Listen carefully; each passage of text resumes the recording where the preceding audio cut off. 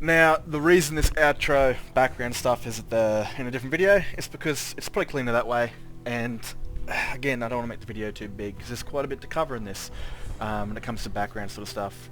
I'll say it all the time, I never really plan these I never really plan these episodes. I just go up the flow, let the story write itself. If I was to ever do this again, I doubt I'd even have moments like this in the next story, or maybe I would, because I love some of these so much. So we continue right after the events of episode 4, and it's, for me, like, Sigurd and Centaurus' journey is a long one. They start off as enemies and they end off as something a bit different. But after watching, I just want to get to this real straight, right? I've been watching Arcane for the last 2 weeks or 3 weeks, and that shit's fucking brutalized me, man. Like, it's just gut punched me every single chance I could get. And it's all about family and and just losing it and trying to gain it and losing it, and it just broke my fucking heart, dude. And I thought I hadn't had a name for this episode until yesterday. Well, for me that would have been, I don't know what date it was, but whatever. It's a couple of days before this, probably 2 days before this video comes out.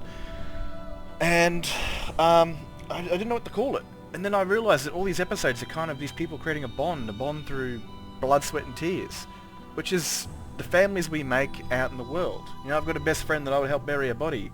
I would do everything for that lad apart from suck his dick, and it's I would do everything for him apart from anything sexual or romantic. But this is kind of the bonds that these people are creating throughout the journey of following the Dragonborn, and you've got Stormcloaks and Imperials that are ultimate enemies that are sitting by a fire and having a drink. And this is kind of this is the bit that I got most excited for when I was creating this story, was to physically see it for myself, see these people that are killing each other in the snow for the year, and then eventually they're around a fire and they're drinking mead and chatting and discussing politics and all this other stuff, bringing Skyrim's story to life. And this is what I really love about getting this far with these two opposing factions that have been killing each other for a long time.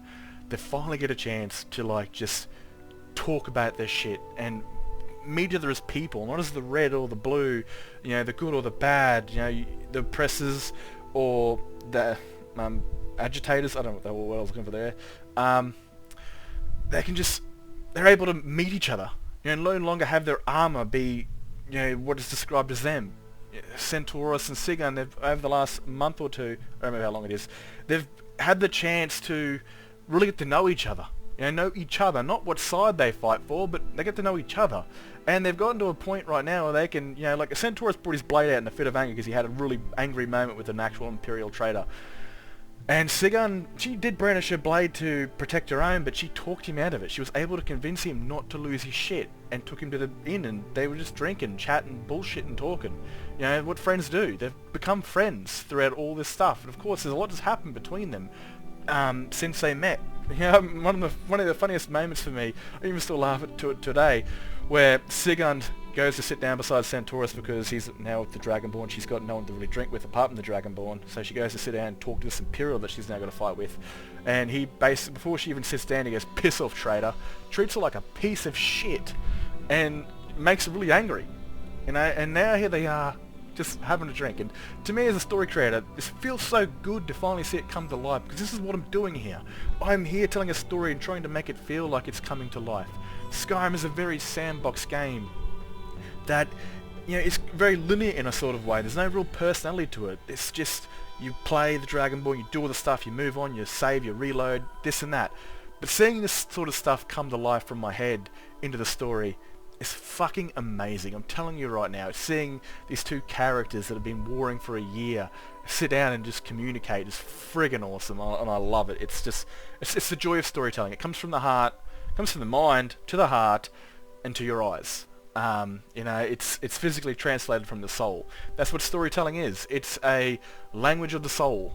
And sure, learning English would definitely help because all this is in English, but again, I don't know if subtitles work or not, but yeah, like I said, man, it's a love language from the soul to everyone else. So I really wanted to express how cheeky and sort of freelance that Freya is. She's kind of pulling the leg all the time, staring up Cecilia and even friggin' Serana. And for the first time I actually got her voice. I did take the voice actress's work from STA and I did clone it.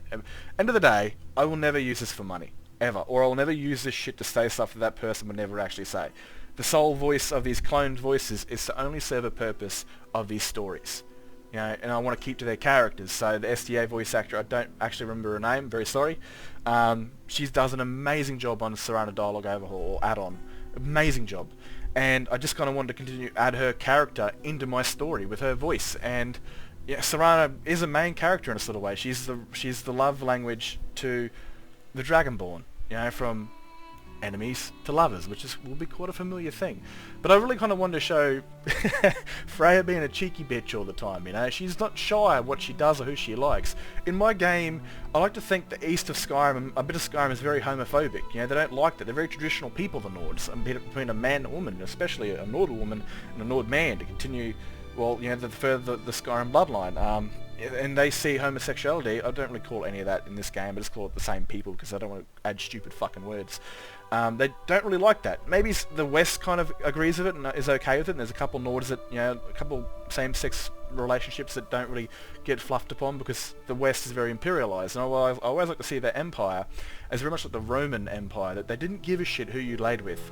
Being a bloke that likes blokes, being a chick that likes chicks, doesn't matter at all. As long as you're loyal and you contribute to the empire, they don't give two shits who you lay with. So I like to see the West is a bit more of imperialized, and of course the East very sort of traditional Nordic, where that stuff isn't really liked or tolerated. And Freya doesn't give a shit. She likes laying with women. I'm kind of on the idea of, like, has she lain with men before? You know, is she a gold star lesbian, or has she tried it? Because there is a different sort of pleasure to that, and she will one day want to continue her line, and she can't really do that with women. So I've had a little idea cooking in my head. Maybe, you know, she wants a compatible warrior, someone that is earning her respect to father her child, and that could very well be someone amongst them not right now, but amongst the group who likes to drink mead and throws around a big sword. And he's kind of someone else at the moment, but there's nothing really locked in sort of thing. She's not really a locked in sort of person. You can kind of hear that when she's talking to Serana. She's like, well, you know, if you get bored, let me know. She'd love a good old threesome. And at the end of the day, this is an adult series. It's not like focusedly sexualized, but I kind of want there to be somewhat of a adult feel to it, where, you know, these characters aren't, well, they're granted. You know, like I said, Freya's very upfront, very honest, and she doesn't care at all. She'll mention it, she wants it, she doesn't care. I kind of feel disgusted sometimes when I write this, but again, we're with a bunch of different characters, fluid personalities and all sorts of crazy stuff. And that's what I kind of enjoy about telling this story, is that, you know, when I'm writing these characters, when I jump into their head, jump into their shoes, it's never the same person. You know, especially Cecilia and Freya. Even though Cecilia raised Freya, she very much became a very own person, and she became a bit of a spicy one. I kind of see Freya and Minerva kind of very similar in there, that they're both very open, but also spontaneous in certain ways. And like I said, we come back to these guys. I've had a few more drinks in the background. This is actually probably my favourite thing I've ever actually worked on, I'm pretty sure, because I just got a lot more personality into this. It wasn't just about the Dragonborn walking around talking shit about this and that. It was having these people that follow her be her thing. She is the main character, but so are these guys. These guys made the story of Skyrim. These guys set her up, and so just having her story just doesn't make sense with all the personalities, all the characters in there, and I love just mixing them together, especially these two. One of the greatest Imperial soldiers and one of the greatest Stormcloak soldiers. They're just sitting here having a drink, not giving a fuck in the world of their sides, you know. Centaurus is there singing like a drunk, and, you know, this is horrendous to her ears. He's, you know, lucky he picked a soldier's life, because he can't sing for shit. But in the end of the day, it's funny for her, because she'll be able to hold it over him thinking, oh my god, that's fucking disgusting. You know, and make fun of him later on for it. Because it's more of a friendly sort of attitude where she can drink a lot better because she's a Nord, you know. It's kind of the whole typical thing. And he's more of a brandy sort of wine dude, which kind of sounds like a bit of a bitch, but he likes to drink mead, but again, he's an Imperial. They're not really made for Nord mead. Nord mead's probably a bit rough. It'd be like me being an Australian drinking VB, which is Victorian beer, which is a heavy beer over here, and then trying to drink something German where the can's like fucking 2 foot tall and just, you know, 100% alcohol and 0% blood left in your body after you've drank it. You know, so having these two just mix and cook is awesome, and I love putting these characters together, and that's why this episode's a lot longer, because I had to at least put some actual combat, put some travelling in there, because I'd put so much goddamn personality in there. Now we get to learn a bit more about these guys. This is always going to contain spoilers, But they're sitting here and they're having a conversation on, she kind of asks about his dream that he mentioned a couple times ago. And his dream was from my ESO character, who is called Centaurus Tharn, and I just, he's got this cool, like, high-ranking Imperial, it's like the max level for the heavy armor for the Imperials, and it looks cool as shit. And I kind of put that ESO lore that I created into my game of the Imperial Vanguards, of an elite unit that served the Emperor at that time. It was their front-line, like, soldiers with elite, smart, intelligent, and ruthless fighters. Gave their men hope, and that order started there, from Centaurus Tharn.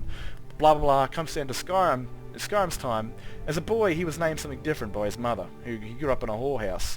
And, well, he grew up in a whorehouse, and eventually his mother died when he was 5 because she had another child, and that weakened her and it killed her a week later after she had given birth. And he had a different name. I haven't even decided that name yet. We'll see if you guys are interested in this. Give me a name for Centaurus as his birth name. And he read the stories when he was taught how to read in the Legion, and he read the stories of the Vanguard, the original, the origin of it, which he saw the name and wanted to take that name for himself, and that's what his name is. And Sigon just finds out that his real name isn't Centaurus, but it is his real name. It's a name he's chosen for himself since he was 5 years old, and I think he's 29, going on 29, in the year 202. So it is his name, and she's so surprised. But he mentions the sword and the shield of the Imperial, because the sword, the weaponry is actually, it's a mod called the Imperial Dragon Knight, and the Dragon Knight is a class in ESO, and that's actually the class I use for Centaurus.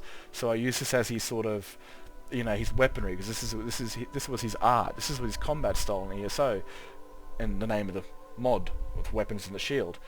And, well, funny enough, her weapons and her armor are both made by the same people. It's kind of weird. I want them to mirror themselves. So what Centaurus and Sigon are to me are they mirrors. I play an Imperial. I play a male Imperial because I support the Empire. Because my first game was Oblivion. But what if I was different? What if I was a female main character? I used to like many blokes out there. There are many straight dudes that play a female character, and I was also a Stormcloak. So she's a mirrored version of what I actually am: a male main character and an Imperial. But not just that. There are mirrors in so many different ways that the armors they use are made by the exact same person, Nord UA. And the weapons they use, I forgot his name, but the weapons and the shield they use are also made by the exact same person. And so I fitted this into the lore, or into the story, that, the same person had made their weapons thousands of years ago. The same Skyforged, he made the Dragon Knight's weapons and shield, his sword and shield, where he also made the Stormcloak family weaponry back then. Back then they weren't actually probably...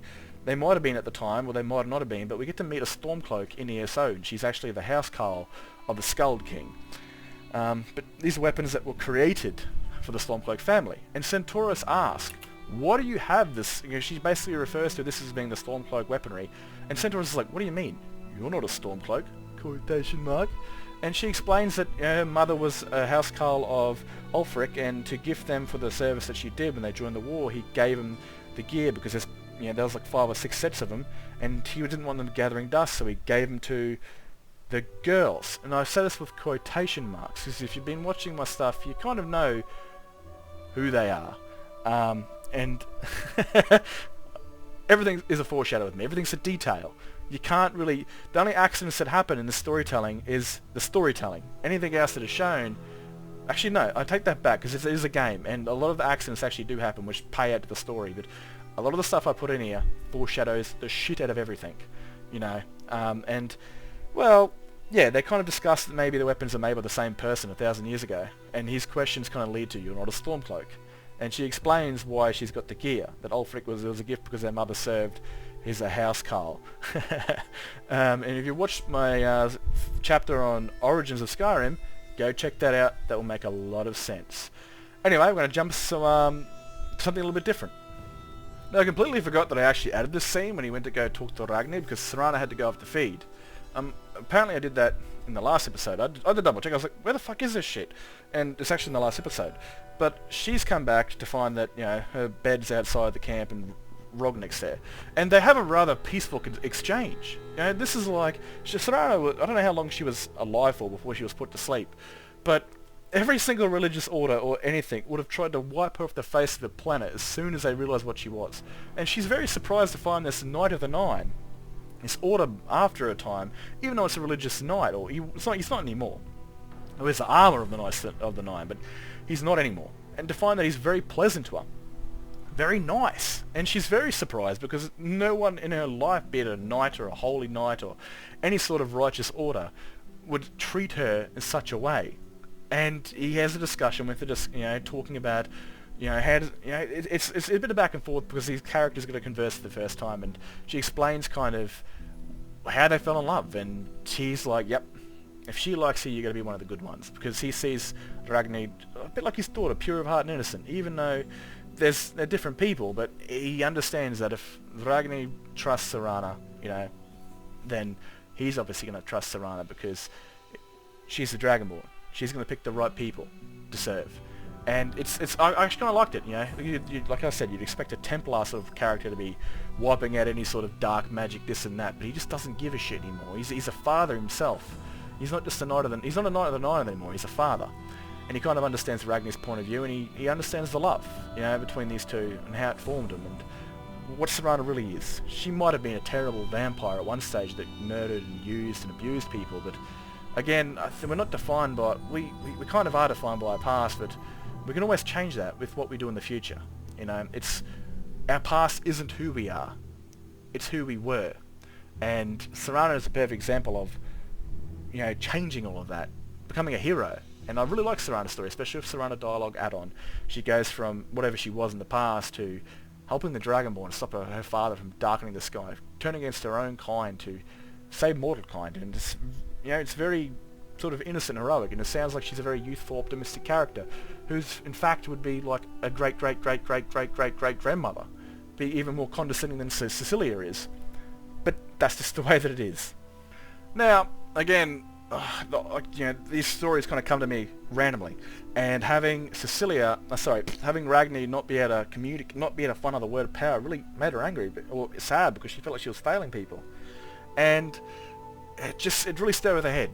She feels like every time she can't find a word, the more people got to die across the world because of her actions, and Serana wasn't there to be with her because Serana was really the first person that ever really loved her, ever really cared for her, because she saw who Ragni was before she had the golden eyes, before she had the orange eyes and was called Dovahkiin. To Serana, Ragni is her hope. It is what made her a better person, which made her life complete. It's a love story after all, and not having her around on a cold night it kind of brought back memories of her being alone, and she couldn't really communicate with kind and all that sort of stuff. And regardless of, like I said beforehand, Serana is thousands of years old. She's old as fuck. But Ragni makes her feel youthful, makes her feel alive, makes her feel not like a weapon or a vampire, but makes her feel like a young woman just like her. They're both, in a sense, youthful, kind of, at face value, at least for Serana. She feels, the same as Ragni. Love. Now, again, I put a little scene here, because they are grown women. They are adults, and sex is a sort of romance. It's an art of love, and why not? I didn't really get into the scene because, again, people tell me, and I love these criticisms, man. Criticisms are fucking awesome because it means people are engaged. And the thing we worry about as storytellers is no one gives a fuck. And if you criticize, that means you've watched it and you've gone through it and you've got something to say, which is fucking awesome. And we love that shit. We also, I really appreciate when people drop a comment saying this is fucking awesome, I love this, and man, that makes me feel jittery. It makes me feel like, my shit's getting out there and people actually enjoy it. And even if it's 10 or 11 or 12 or 15, 30 people that really enjoy this, that's my job done, man. I'm fucking happy with that. Takes a long time to put this shit together. And Serana's a vampire, but she also likes the ladies, because maybe she's been through some traumatic shit with men or uses a weapon, and that's a little sex scene where you see a corner of an ass cheek and then it disappears. So it's not an actual sex scene, it's just a bit of a love language. I didn't actually know where to go after that, so I decided to continue the story and make it a little bit later in the day, and kind of returned Freya to her cheekiness, because Freya lays with women too, and she knows what it's all about, and she can see the glitter in the Dragonborn's eye and the smile on her face, and that she's late on both of their faces, and she's just poking a little bit of fun, because that's what Freya does. She's kind of she's a bloody werewolf, but she's also a sort of a little bit of a humorous character that likes to flare up a bit of a laugh, and that's what I love, because it kind of reminds me of me. I'm an Australian, I'm a shit stirrer, shit talker on steroids, because I'm an Australian. And I just kind of wanted to put some humour in there because every goddamn group needs someone funny. We've got cranky ass Cecilia, who's kind of the bossy, one, and we've got Freya, the one she raised, who's the funny one. We've got Minerva, who's the cheeky sort of adventurous one. We've got Tonrock, who's the blood-hungry fucking wants to kill everything one, and the Nightingale, who's kind of keeps to herself, and the two Civil War soldiers, and the youthful, naive sort of Dragonborn that has to transform into a bit more of a darker role. Hopefully I can get it down there to where some things happen where she kind of changes from a little bit of optimistic like she is now, but something along the way might, hopefully I'll be able to transform her character into a bit more grounded, I guess you could say. I don't know how to really word it without spoiling anything or describing it, but again, we need all these sort of different personalities together, and I love this. I love it because at the end of the day, like I said before, Skyrim is very linear in a certain aspect. Having them come together and talk and communicate, it just makes the story feel so much more alive. And I love that because that's what Skyrim's lacking. It's lacking life in a certain retrospect when it comes to characters and communication and destiny and story. And this just makes it feel so much more complete. Again, Sigurd goes and wakes up Centaurus, and even throughout the entire thing, I got this mod where it's like if you're out of stamina, you're puffing. If you're injured, you kind of act like you're wounded, holding your wounds together.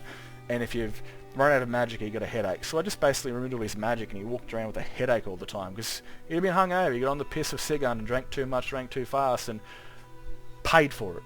Like I did a couple weekends ago when I was on the Devil's Lettuce, and I wasn't watching what I was drinking because I was fucking too high to care. And then I got way too drunk, and it hit me like a truck. I was like, oh shit, here it comes. And my legs weren't working anymore because I was high as a fucking kite, which was kind of ironic because I was actually low to the ground because I had to drag myself to the fence and then vomit everywhere. And got up and went for it, made it to the toilet, wiped my own ass, got in the taxi, and I felt like life was complete. Sorry if that was a bit of a personal information, but I just wanted to add that in there. And while these scenes were cooking off in the background, for some reason I had 3 orcs that weren't actually my own inside the inn. I was like, holy shit, this is awesome. This is kind of the way, because Borga was actually in there. She's actually in the thumbnail. She's on blocking the fire. And I thought, holy shit, Borga's got the hammer. That means she's a champion of Malakath, and these orcs had noticed that, even though they're untribed or born from city orcs, or orcs that left, they would know what this hammer is and know who she is, and they want to fucking fight with her because she is the champion of their lord. Or they want glory and respect amongst orc kind because they probably don't have that because they're not tribed orcs or this and that or whatever. And she was also there. She came across, and I was like, why not? And this is kind of what I do. I got kind of a few of them where they're halflings, where she's a high elf, but she's got a dark elf accent and dark elf sort of look to her because her father was a dark elf, but her mother was a high elf in Morrowind. So kind of a bit more spice to life to where this is a high elf that looks like a dark elf because her parents are different elves. And I just recruited them on the spot because maybe they had a conversation with the Dragonborn, they realised who they were. I was like, can I join up? Can I help you guys out? And the orcs, they wanted to follow Borka because she is the champion of Malakath, and she was at the inn with them, and they decided to stop by for the night, which is fucking awesome. Like I said, the story sometimes tells itself. Being so sandboxed the way Skyrim is, that these orcs are there at the right time when Borka was, and I was like, well, shit you're not. While this is happening, in the background she's having a conversation with these orcs, and they'll join on, which I think we've lost a couple already. I know we've lost Lavius, who was an Imperial Stormcloak. We lost an actual Imperial. I don't know if we lost anyone else. That's really bad, but I don't remember. Now, we get into the Ruin, which is like, I think, episode 2 or 3. Chapter 3, where Freya goes into this building. Where she meets Issa Blackthorn or something. Because she needs some money. She goes north for a bounty hunting job, and she finds Issa, which was completely random because it was actually a novice contract from the novice boards. And she helps her out. And again, a few years later, or a year later for me, we come back and we get to see this ruin. That's what I love about these places we're going to, because we get to go back to them many years, or a year in real life for me, after we've been there. As Freya, she was here, saw the wall. And she helped Issa and killed that. Well, he pretty much died, and she took off his head. And kind of talk about the funniness of it, that she came here to hunt this bounty, and who died right in front of her. So she just cut his head off and took it back and got gold. And we'll come across Issa on the roads eventually, and she might join up, because I think we've definitely seen her quite a few times in the chapters. In the background, she's walking by, and she has the unique pale blade on her back. So let me know if you've seen her before, because she's been there in the background.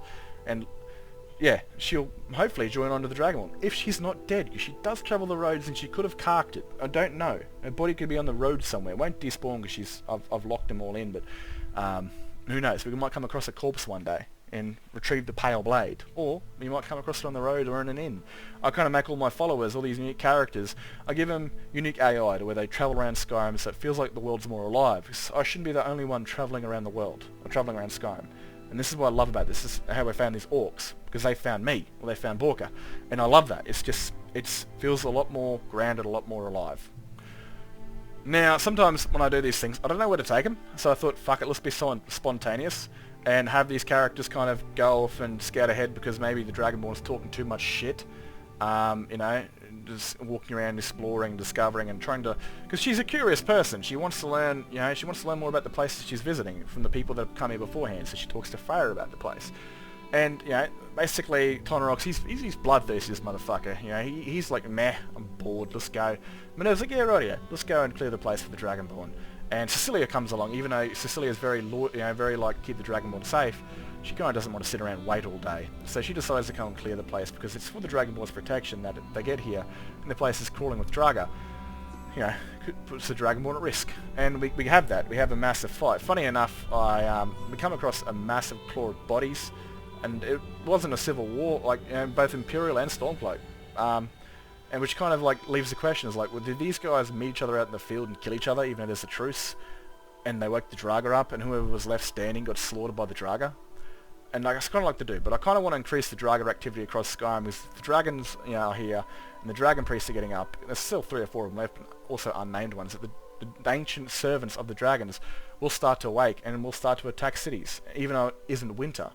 But it will get worse during winter. So this is kind of like a slaughter field. So the question is in your head: did the two sides fight each other when they shouldn't have been because there's a truce, or were they slaughtered by the dragon? I don't know. It's left through interpretation. I love that sort of stuff. But we're going to kind of skip ahead of here because I don't want to spend too long talking about this. So I've actually never ever done the maze in my 13 years of Skyrim. I've been here like last year and discovered the place. Did a video on that. But this is the first time I've actually ever done the maze. And I kind of played on the story. It might go a little bit too quick. I probably should have started inside, like the little black room they put you in. But Minerva goes into this maze because the Dragonborn hasn't arrived yet. And when the Dragonborn arrives, goes looking for Minerva. Where the fuck is she? And Tonrock interrupts her because he's looking for her and stops her from going into the maze. And then as soon as she goes, where's Minerva? Voomp! She just conjurates out of nowhere, and there's a friggin' Demora and 2 Atronauts or whatever trying to kill him. So it would be like that, where's Minerva? Boom! She hits the fucking fan straight away, and it's like, holy shit. And for some reason the AI decided to keep her, the NPC version of Ragni decided to run after the dead body with the magic still in hands. I was like, rightio, we'll use that. I'll just copy that, what they're doing. That makes so much more sense. And all that sort of stuff. Now, I actually forgot to do a scene in this, and I had to save the, publish it, fix it all up and make it, come back and edit it and add it in. And that's actually where Minerva's talking about the Dragon Priest mask. I had to come in and add, that's the very last scene I did for this entire thing. Because I was an idiot and I completely forgot to do it. So I had to come back and do it and kind of reference that because when the story's done, you know, there's one Dragon Priest mask Minerva cannot get. It's impossible for her. It's only possible for the Dragonborn, and that's the one in Skaldarfen. So this is kind of like a nod to, like, you know, asking the Dragonborn, have you seen any of these masks? And kind of referring that Minerva's after him. And she goes, no, never seen him before. But again, she'll remember this conversation that she had at Skaldarfen with Minerva, and know where to send it when she's retrieved it and all is done. Now things take a little bit of a turn here because Ragni knows where she's going. She knows what Highgate Ruins is because it's right beside her home where she grew up. She knows this place quite well, and she kind of went the long way around it, you know, through the Pale area, not through the Morthal area, because she didn't want people seeing her home. You could throw a stone from here and it'd probably land, or throw a football and it'd land in her backyard. So she kind of gets a bit, she kind of wants to go back home and see her family. She hasn't seen them in quite a few months, and longer since because, quite simply, the last time she was here, she wasn't even Dragonborn. She was a Dawnguard hunter, and she went to Oblivion and was there for, you know, out here, skipped through 3 months by the time she was in there.